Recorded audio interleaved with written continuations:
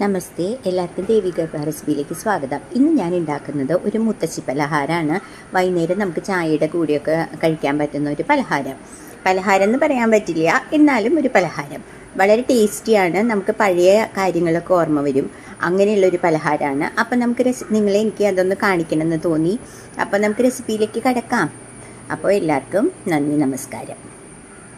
എല്ലാവർക്കും ദേവികൃപ റെസിപ്പിയിലേക്ക് സ്വാഗതം. ഇന്ന് ഞാൻ ഉണ്ടാക്കാൻ പോകുന്നത് ഒരു മുത്തശ്ശി പലഹാരമാണ്. നമ്മുടെ പഴയ മുത്തശ്ശിമാർ ഉണ്ടാക്കുന്ന ഒരു പലഹാരം ഞാൻ നിങ്ങളെ കാണിക്കാമെന്ന് വിചാരിച്ചു. അതിനായിട്ട് ഞാൻ ഒരു കപ്പ് ഞാൻ ഗോതമ്പ് എടുത്തിട്ടുണ്ട്. അപ്പോൾ ഓരോന്ന് സ്റ്റെപ്പ് ബൈ സ്റ്റെപ്പായിട്ട് കാണിക്കാം കേട്ടോ. ഒരു കപ്പ് ഗോതമ്പ് എടുത്തിട്ടുണ്ട്. എന്നിട്ട് അത് ഞാൻ ഒരു പിഞ്ച് ഉപ്പിട്ടിട്ട് കലക്കി വെച്ചിട്ടുണ്ട്. അതിന് ശേഷം ഞാൻ ചെയ്യുന്നത്, ഞാനിവിടെ ദോശക്കല്ല് എടുത്ത് വെച്ചിട്ടുണ്ട് കേട്ടോ. അത് ഞാൻ കാണിക്കാം നിങ്ങളെ. കുറച്ച് ശർക്കര പാനിയാക്കിയിട്ട് ഒഴിക്കുകയാണ് കേട്ടോ. അതിൽ കണ്ടില്ലേ, ഇപ്പം നിങ്ങൾക്ക് മനസ്സിലായി കാണുമെന്ന് വിചാരിക്കുന്നു ദോശക്കല്ല് എന്നൊക്കെ പറഞ്ഞപ്പോൾ. എന്തായാലും ഞങ്ങളുടെയൊക്കെ കുട്ടിക്കാലത്ത്, അതായത് ഒരു 40+ ഉള്ളവരുടെ കുട്ടിക്കാലത്ത് ഞങ്ങൾക്കൊക്കെ അമ്മൂമ്മ മുത്തശ്ശിമാർ ഉണ്ടാക്കി തരുന്ന ഒരു പലഹാരമാണ് കേട്ടോ ഇത്. അപ്പോൾ അതൊന്ന് ഇളക്കുക. അതിനുശേഷം കുറച്ച് തേങ്ങ ഇടുക. അത്യാവശ്യത്തിന് തേങ്ങ ഇട്ടാൽ മതി. എന്നിട്ട് നോക്കുക നമ്മൾ അത് ഓക്കെ ആണോ എന്ന്, തേങ്ങയൊക്കെ പാകത്തിനുണ്ടോ എന്ന്. അതിനുശേഷം ഇത് ഞാൻ അതിനുശേഷം കണ്ടുപിടിച്ച സംഭവങ്ങളാട്ടോ. കാഷ്യൂം പിന്നെ കിസ്മിസും തേങ്ങ കൊത്തി നെയ്യിൽ വറുത്തിട്ടേക്കുന്നു കേട്ടോ. അത് ഞാൻ എൻ്റെ വക ഒരു ആഡ് ചെയ്തതാണ്. ബാക്കിയൊക്കെ മുത്തശ്ശി പലഹാരത്തിലുള്ളതാണ് കേട്ടോ. അതിനുശേഷം കണ്ടില്ലേ, ഇനി പെട്ടെന്ന്, അതായത് നമ്മുടെ വീട്ടിൽ പെട്ടെന്ന് ഒരു ചായക്കൊന്ന് ഉണ്ടാക്കണം എന്ന് തോന്നുകയാണെങ്കിൽ ഞാൻ കുറച്ച് പൊടിയും കൂടി ഇട്ടു കേട്ടോ. പഞ്ചസാരയായിട്ട് കുറച്ച് പഞ്ചസാരയായിട്ട് മിക്സിയിൽ അരച്ച് കുറച്ച് ഏലക്കാപ്പൊടിയും കൂടി ഇട്ടിട്ടുണ്ട്. അങ്ങനെയുള്ളൊരു സംഭവം കണ്ടില്ലേ. നമുക്ക് ചായയുടെ കൂടെ ചൂടോടുകൂടി ഉണ്ടാക്കാം. അപ്പോൾ ഇതെങ്ങനെയാണെന്ന് ഞാൻ നിങ്ങളെ കാണിച്ചു തരാം. അതിനായിട്ട് ഞാൻ ഗ്യാസ് കത്തിച്ചിട്ടുണ്ട് കേട്ടോ.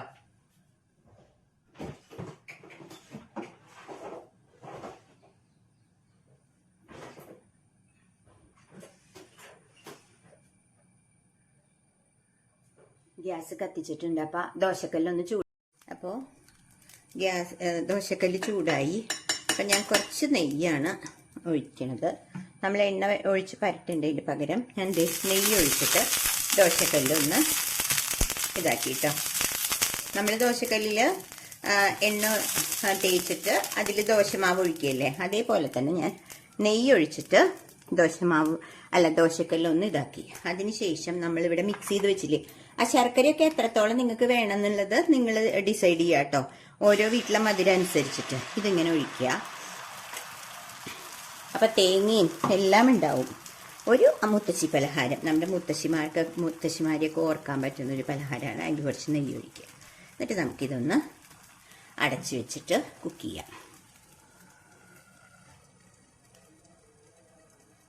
അതാവട്ടെ, അതുവരെ വെയിറ്റ് ചെയ്യും.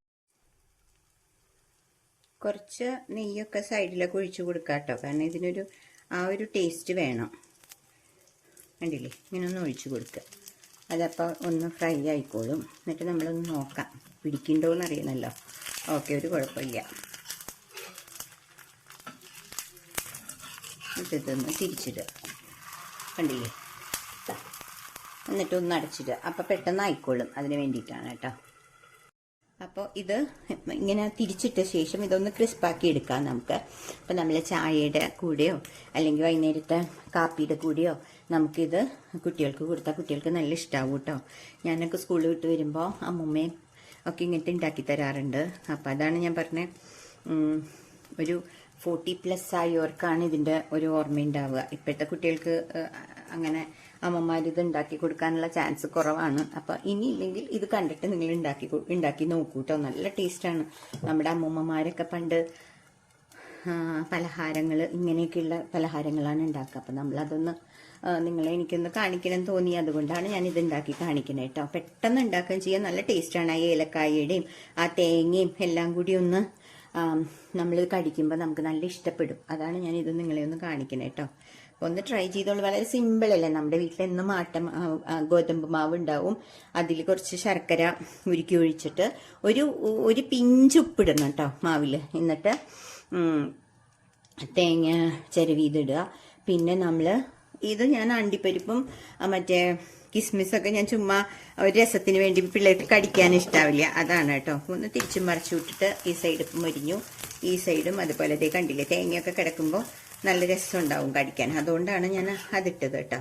അങ്ങനെ നമുക്ക് ഇത് ഒന്ന് ഇങ്ങനെ ഞാൻ 2-3 നിങ്ങളെ കാണിക്കാം കേട്ടോ. അപ്പോൾ എല്ലാവരും ഒന്ന് ട്രൈ ചെയ്യുക. അപ്പോൾ ഗ്യാസ് കുറച്ച് വെച്ചിട്ട് വേണം, നെയ്യ് തന്നെ പുരട്ടണം കേട്ടോ. എന്നിട്ട് കുറച്ച് ചെറുതുണ്ടാക്കിയാൽ മതി. അപ്പോൾ ഇത്രയും മതി, കണ്ടില്ലേ, ഇങ്ങനെ ചെറുതുണ്ടാക്കിയാൽ മതി, അതാണ് കുറച്ച് നല്ലത്. എന്നിട്ട് നെയ്യ് ഒഴിക്കുക. ഇതെൻ്റെ തിക്കായിപ്പോയി നെയ്യ്, അതാ വീഴുന്നില്ല സ്പൂണിൽ നിന്ന്, കണ്ടില്ലേ. നമുക്ക് അടച്ചു വയ്ക്കാം.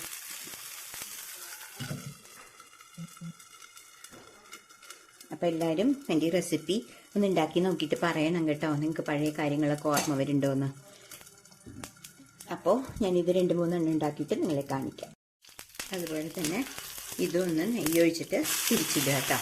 ഇങ്ങനെ മൊരിയണം, അതായത് ഇങ്ങനെ ഒന്ന് ഫ്രൈ ആവണം, അപ്പോഴാണ് അതിൻ്റെ സ്വാദ് കേട്ടോ. അല്ലാണ്ട് ഇതിങ്ങനെ കുഴഞ്ഞിരിക്കരുത്, ഇതുപോലെ ഒന്ന് ഫ്രൈ ആക്കിയിട്ട് എടുക്കണം.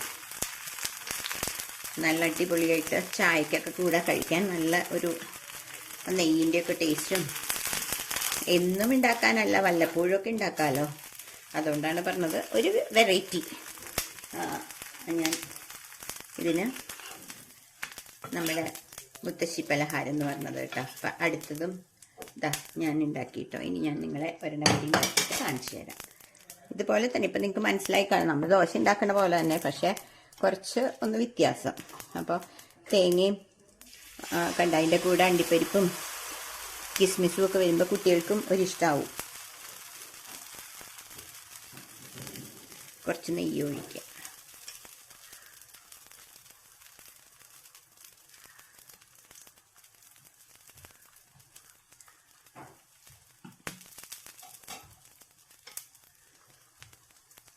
അപ്പോൾ അതാവട്ടെ, അതുവരെ വെയിറ്റ്. അപ്പം നമ്മൾ നെയ്യ് ഒഴിച്ച് കൊടുത്തിട്ടുണ്ട്. ഇതൊന്ന് തിരിച്ചിടാം കേട്ടോ, കണ്ടില്ലേ. എന്നിട്ടൊന്ന് അടച്ചു വയ്ക്കാം.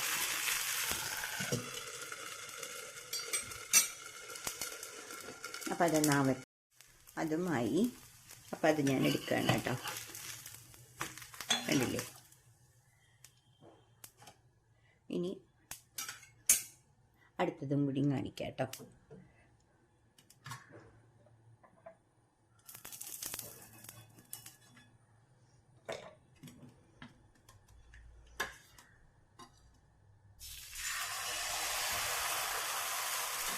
വളരെ ഈസി ആയിട്ട് ഉണ്ടാക്കാമല്ലോ. ഇതിപ്പോൾ ആരെങ്കിലും വന്നാലും നമുക്ക് ഉണ്ടാക്കി കൊടുക്കാം. ഒരു വെറൈറ്റി ആയി എല്ലാവർക്കും തോന്നും, കഴിക്കാത്തവർക്കൊക്കെ ഒരു കൗതുകവും തോന്നും.